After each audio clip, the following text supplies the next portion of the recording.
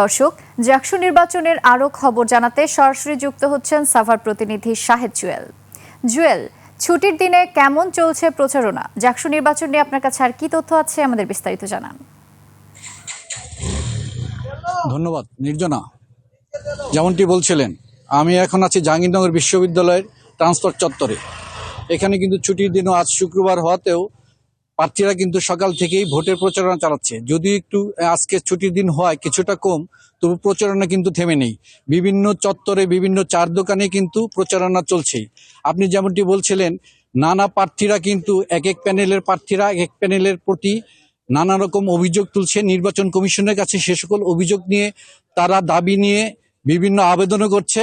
এই নিয়ে কিন্তু ক্যাম্পাস কিছুটা হলে উত্তপ্ত।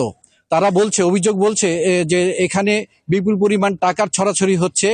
কেউ কেউ বলছে যে তাদের নারী প্রার্থীরা যে আছে প্যানেলে তাদেরকে বুলিং এর শিকার হতে হচ্ছে, অনলাইনে বিভিন্ন অভিযোগ করছে।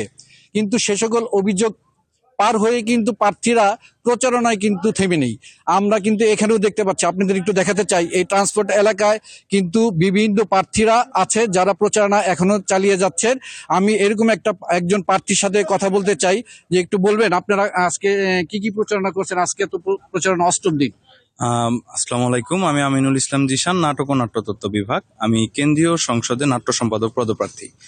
আমার ব্যালট নং 4। আমি আজকে সারাদিনে, আমরা ছুটির দিন হওয়ার পরেও আমরা সাধারণ যে শিক্ষার্থীরা বাইরে ঘোরাফেরা করছে বা হাঁটাচলা করছে, ওনাদেরকে রিচ করার চেষ্টা করেছি যে আপনারা আমাদেরকে ভোট দিন, আমাদের সাথে থাকুন। আমি জাতীয়তাবাদী প্যানেল থেকে নির্বাচন করছি। আমরা গতকালকেও পর্যন্ত পেরেছিলাম যে সকল ক্লাসরুম এবং ডিপার্টমেন্টগুলোর সামনে তাদের সাথে জনসংযোগ চালিয়ে যেতে, কিন্তু আজকে পারিনি।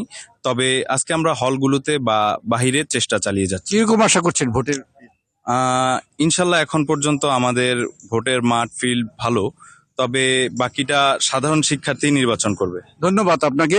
শুনছিলেন নির্জনা, সে কিন্তু বলছে ভোটের কিন্তু প্রচার থেমে নেই। তাদের কিন্তু নানা রকম প্রতিশ্রুতি দিয়ে ভোটারদের কাছে চাচ্ছেন ভোট। তা ভোটাররা তাদেরকে নিরাশা করছে না, এমনটি বলছেন প্রার্থীরা।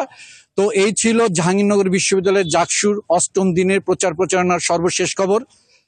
নির্জনা। জুয়েল, অসংখ্য ধন্যবাদ আপনাকে।